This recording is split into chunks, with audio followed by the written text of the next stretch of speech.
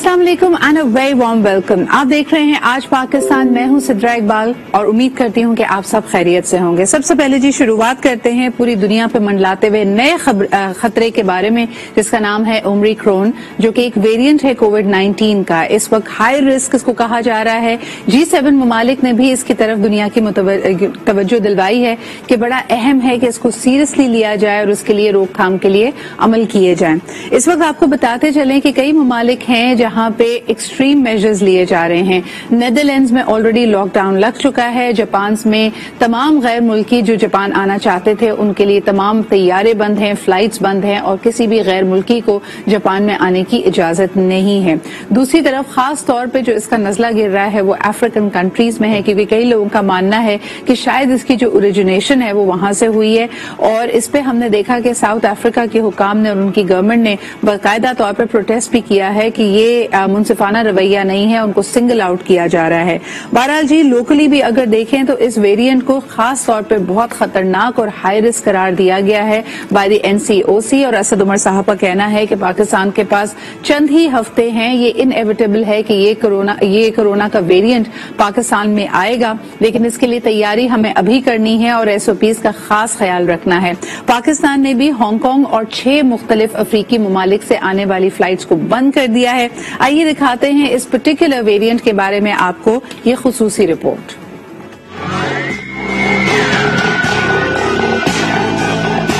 Corona virus का नया अफ्रीकी वेरिएंट बेकाबू तेजी से दुनिया भर में पंचे गाड़ने लगा। जनूबी अफ्रीका, इसराइल, बरतानिया और मुतादिद यूरोपीय ममालिक में एंट्री के बाद ओमिक्रॉन ऑस्ट्रेलिया भी पहुंच गया। ऑस्ट्रेलियाई हुकाम ने जनूबी अफ्रीका से सिडनी आने वाले 2 मुसाफिरों में वायरस की तस्दीक कर दी। उधर डेनमार्क में भी 2 केसेस रिपोर्ट हो गए, जबकि नीदरलैंड में ओमिक्रॉन के केसेस की तादाद 13 तक पहुँच गयी। अफ्रीकी वेरिएंट के बढ़ते खतरात के पेश नजर मुतादिद ममालिक में तशवीश की लहर दौड़ गयी। यूरोपीय यूनियन कमीशन की सरबराह अर्सला ने कहा कि हमें मालूम है कि हमारे पास वक्त कम रह गया है। वैक्सीन बनाने वाली कंपनियों को नई किस्म को मुकम्मल तौर पर निपटने में 2 से 3 हफ्ते दरकार होंगे। बरतानिया ने मामले पर दूसरी जानिब जनूबी अफ्रीकन सदर ने दीगर ममालिक की जानिब से सफरी पाबंदियों की शदीद मजम्मत की।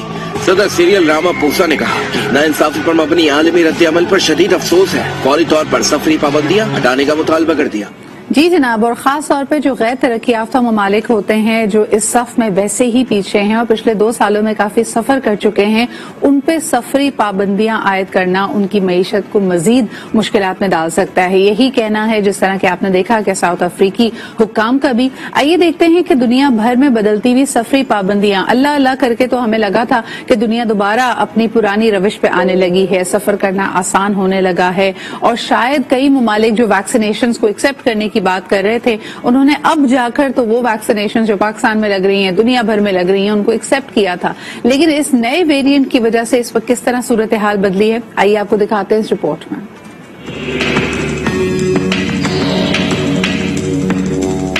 कोरोना वायरस की नई किस्म ओमिक्रॉन के साथ क्रिसमस और न्यू ईयर की खुशियां फीके पड़ने का खदशा। दुनिया एक बार फिर बंदिशों की जानिब बढ़ने लगी। बरतानिया ने अवामी मकामात पर मास्क पहनने को लाजमी करार दे 3 हफ्ते तक रेस्टोरेंट, कैफे, म्यूजियम और सिनेमा घर भी शाम 5 बजे बंद हो जाएंगे। जापान में वायरस का फैलाव रोकने के लिए तमाम गैर मुल्कियों के मुल्क में दाखिले पर पाबंदी आयद कर दी। इससे कबल इसराइल भी तमाम गैर मुल्कियों की आमद पर पाबंदी लगा चुका है। क्रिसमस और न्यू ईयर दुनिया में सयाहत का सबसे बड़ा सीजन माना जाता है, लेकिन पाबंदियों के साथ इस साल भी शोबे को $2 खरब का नुकसान पहुंचा सकते हैं। वर्ल्ड टूरिज्म ऑर्गेनाइजेशन के मुताबिक कोरोना की अफ्रीकी किस्म के फैलाव ने सयाहत को गिरावट और संगीन सूरत हाल से 2-4 कर दिया, जिसके बायस शोबे सयाहत की कारकर्दगी हौसला अफजा नजर नहीं आ रही। गुज़िश्ता साल भी शोबे को $2 खरब के नुकसान का सामना करना पड़ा था। अब तक दुनिया के 44 ममालिक जनूबी अफ्रीकी ममालिक से सफर पर पाबंदी आयद कर चुके हैं। जी जनाब, आप देख सकते हैं कि $2 खरब ऑलरेडी टूरिज्म सयाहत की इंडस्ट्री इसका लॉस बेयर कर चुकी है। कितनी सख्त बाकी है। बहुत सारे बिजनेसेस हमें नजर आएगा कि कोलैप्स कर जाएंगे, खत्म हो जाएंगे, लेकिन फिर भी अगर मैं अपने इर्द गिर्द भी देखती हूँ बहुत सारे लोग मास्क नहीं लगा रहे हैं और बिल्कुल SOPs को मलूज़े खातिर नहीं ला रहे। इस वक्त बात करते हैं, हमारे साथ मौजूद है डॉक्टर फैसल महमूद। आप कंसल्टेंट हैं and the head at the section for infectious diseases at Aga Khan University Hospital. अस्सलाम वालेकुम doctor Faisal, thank you so much for joining me this morning. मुझे ये बताइए कि अभी तक की तमाम तहकीकात के मुताबिक कोई डेथ्स, कोई हलाकतें रिपोर्ट नहीं हुई हैं ओमिक्रॉन वायरस की वजह से, वेरिएंट की वजह से. फिर क्या वजह है कि इसको इतना डेंजरस और हाई रिस्क करार दिया जा रहा है? वालेकुम सलाम. सो देखिए, ये वाला जो वायरस है, ये जो वेरिएंट है, इसकी खासियत ये है कि इसके अंदर बहुत सारे म्यूटेशंस हैं और ये समझा जाता है कि प्रॉब्ली इन म्यूटेशंस की वजह से ये डेल्टा वायरस की तरह उस तेजी से फैलता है और उसके साथ साथ जिनको पहले इन्फेक्शन हो भी चुका है उनके अंदर ये दोबारा इन्फेक्शन कर सकता है. अलबत्ता ये भी वाज़ेह नहीं है कि क्या वैक्सीन इसके खिलाफ काम करती है कि नहीं करती, और अमवात की शरह का भी ये नहीं पता कि ये इसमें ज्यादा होती है कि नहीं होती. सही. तो डॉक्टर फैसल, ये कहना सही होगा कि डिस्पाइट द फैक्ट कि अभी तक ओमिक्रॉन वेरिएंट की वजह से कोई हलाकतें रिपोर्ट नहीं हुई हैं, लेकिन क्योंकि इसका स्प्रेड इतनी तेजी से होता है तो यकीनन ज्यादा लोग इन्फेक्ट होंगे, तो that is going to put a lot of pressure on the health systems. बिल्कुल जी. और याद रखें कि हमारे आजकल जो है वैसी एसओपीज में नरमी आई हुई है और उसके साथ साथ वैसे भी आजकल शादी का सीजन है तो लोगों का मिलजुल का रुझान बढ़ा हुआ है. तो अगर ये वेरिएंट ना भी होता, अगर ओमिक्रॉन नहीं भी आया होता, तो फिर भी ये एक्सपेक्टेड था कि हमारे केसेस बढ़ते. इस वायरस के वेरिएंट के आने से हो सकता है कि हमारे केसेस और भी मजीद बढ़े. तो यानी कहना ये हुआ कि यक न शुद्ध दो शुद्ध, इस वक्त हमारे सामने दो मुश्किलात हैं. एक तो नंबर 1 एसओपीज में नरमी है, लोगों का मिलना मिलाना ज्यादा है, और ये नया वेरिएंट भी आ गया है. डॉक्टर फैसल, मुझे बताइएगा कि असद उमर साहब की गुफ्तगू और डॉक्टर फैसल सुल्तान की गुफ्तगू एक दफा फिर लोगों को तनबीह करती हुई नजर आ रही है कि इसको लाइटली ना लें, एसओपीज को फॉलो करें. लेकिन उन्होंने ये भी कहा कि ये इनएविटेबल है कि ये वेरिएंट भी पाकिस्तान में आएगा. तो आपको लगता है कि सिर्फ सफरी पाबंदियां आयद करने से हम ओमिक्रॉन को पाकिस्तान से बाहर नहीं रख सकते? बिल्कुल सही. इसमें 2-3 चीजें तो आपने पहले भी जिक्र किया कि इवन दो ये साउथ अफ्रीका में पहले पाया गया, इसका ये मतलब नहीं कि ये साउथ अफ्रीका से ही उसने वजूद पाया है. साउथ अफ्रीका में ये लोग जीनोटाइपिंग ज्यादा करते हैं, इनकी सलाहियत ज्यादा है, हेल्थ केयर सिस्टम अच्छा है, तो ये पकड़ पाए इसको. मगर इसमें कोई शक नहीं, ये प्रॉब्लम पूरी दुनिया में ऑलरेडी फैल चुका है. और ये भी कहना मुश्किल है कि क्या पाकिस्तान में ऑलरेडी आ भी चुका है कि नहीं आ चुका. एंड इस वजह से सफरी पाबंदी एट दिस पॉइंट प्रॉब्लली इतना हमको हेल्प नहीं करेगा. सर, एनसीओसी की इस वक्त क्या सबसे मुस्बत हिकमत अमली, क्या स्ट्रैटेजी हो सकती है? एक तरफ तो इशारा दिया जा रहा है कि यकीनन जिन लोगों ने वैक्सीनेशन नहीं कराई है, कुछ एटलीस्ट उनके लिए एक बचाव की सूरत हाल बन सकती है, इम्यूनिटी बूस्ट हो सकती है अगर वो अपनी वैक्सीनेशन कंप्लीट करें. दूसरा, असद उमर साहब ने यह भी इशारा दिया कि शायद हमारी रेट ऑफ टेस्टिंग को, और खास तौर पे जो हाई रिस्क वल्नरेबल कम्युनिटीज हैं, वहां पे हमें टेस्टिंग रेशियोज को बढ़ाना पड़ेगा. How will that help us? इसमें बिल्कुल इस वायरस को कंट्रोल करने का जो तरीका है वो अब सभी को सौरभ पता है. एक तो ये कि आप इम्यूनिटी बूस्ट करें, जिसका मतलब है कि वैक्सीनेशन लगाएं, साथ में फिर वायरस को घुसने ना दें, जिसका मतलब आप मास्क पहने और लोगों से थोड़ा दूर रहें. थर्ड ये है कि अगर वैक्सीन किसी माहौल में या किसी एरिया में घुस चुका है तो फिर उसको फटाफट कंट्रोल करें, और उसी से, और इसको टेस्टिंग से ही हम कंट्रोल करते हैं. अनफॉर्चुनेटली मैंने अब ये देखा है कि बहुत सारे लोग जिनको कोविड होता है वो रियलाइज नहीं करते उनको कोविड है, उनको लगता है मौसमी ही, उनको लगता है कि कोविड खत्म हो गया, और होता ये कि वो सबको फैला रहे होते हैं बगैर बताए. तो यानी कि टेस्टिंग को बढ़ाना निहायत. डॉक्टर फैसल, इस वक्त जो सूरत हाल है, हम देख रहे हैं कि बहुत सारे ममालिक में 12 साल से कम उम्र बच्चे, 15 साल से कम उम्र बच्चों को भी वैक्सीनेट किया जा रहा है. इस वक्त पाकिस्तान में भी स्कूल्स खुल चुके हैं. फिर आपने जिस तरह कहा कि वल्नरेबल हमारे सीनियर सिटीजन्स भी हैं. आगे आप दिसंबर में, जनवरी में क्या फोरकास्ट है आपके ख्याल में एनसीओसी और क्या इकदाम उठा सकती है? आई थिंक एनसीओसी एक चीज जो कर सकती है वो ये कि जो हमारे नंबर्स हैं जो उस पर जरा क्लोज नजर रखें.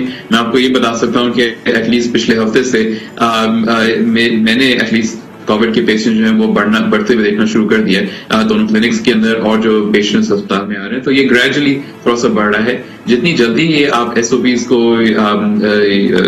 वाइड स्प्रेड करेंगे उतनी जल्दी ये कंट्रोल होगा. इसका ये हरगिज मतलब नहीं कि आप लॉकडाउन करें. लॉकडाउन के बहुत सारे अपने मसाइल होते हैं, मगर जितनी जल्दी आप लॉकडाउन की नरमी को थोड़ा सा कम करें, फॉर एग्जाम्पल गैदरिंग्स कम करें, मास्क यूज को थोड़ा सा और बढ़ाएं, वैक्सीनेशन बढ़ाएं. एसओपीज पे हमें सख्ती करनी पड़ेगी, थोड़ा अपने पर्सनल रवैयों पे, माशरती रवैयों पे नजर डालनी पड़ेगी. डॉक्टर फैसल, एक आखिरी सवाल आपसे करना चाहूंगी. जिस तरह आपने खुद कहा कि आपने कोविड नंबर्स में एक सर्च देखा है, एक बढ़ावा देखा है, तो आप क्या कहेंगे? कई लोगों के जहनों में शायद कोविड का खौफ भी खत्म हो गया, they treating it like a common flu.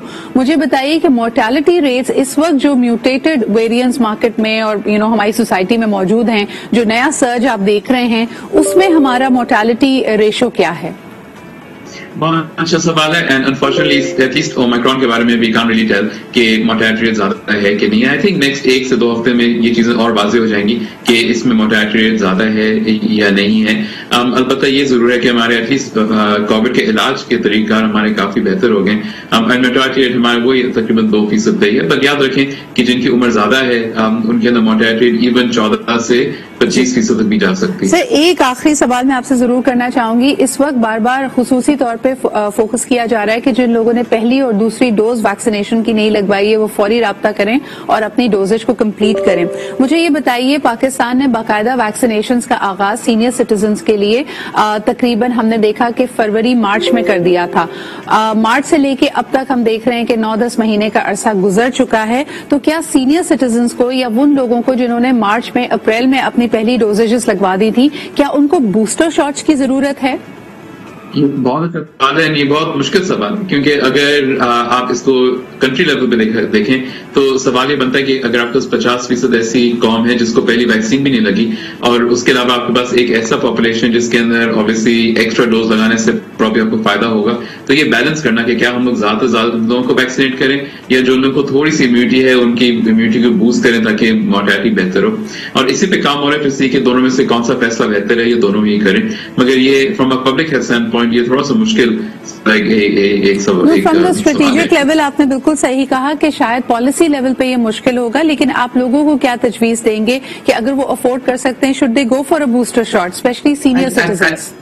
Ji, at individual level अगर वो अफोर्ड कर सकते हैं या उनके पास वैक्सीन की रीच है तो लगाने में डेफिनेटली कोई हर्ज नहीं है, बल्कि आई यूजुअली टेल पीपल कि अगर उनको लगाना है तो फिर दोनों ही डोज लगाएं, क्योंकि एटलीस्ट सिंगल डोज के भी इतना डेटा नहीं है, बट 2 डोज का तो वी नो कि वो काम करेगा। बहुत बहुत शुक्रिया डॉक्टर फैसल हमारे साथ मौजूद होने के लिए। जिस तरह हमने पहले भी आपसे जिक्र किया था, इस वक्त लोग फ्लू शॉट्स भी लगा रहे हैं, अपनी इम्यूनिटी को बूस्ट कर रहे हैं। बहुत सारे इस वक्त आलूदगी के और दूसरे प्रेशर्स हमारे पास मौजूद है जो हमारे लिए एक हेल्थ थ्रेट बन रहे हैं, but we all need to be very very vigilant. एक दफा फिर आप सबसे कहना चाहेंगे कि प्लीज SOPs को फॉलो कीजिए, कोशिश कीजिए कि बाहर कम से कम निकलें, और अगर निकलें तो मास्क लगाकर निकलें। एक छोटा सा ब्रेक लेते हैं, विल बी राइट बैक।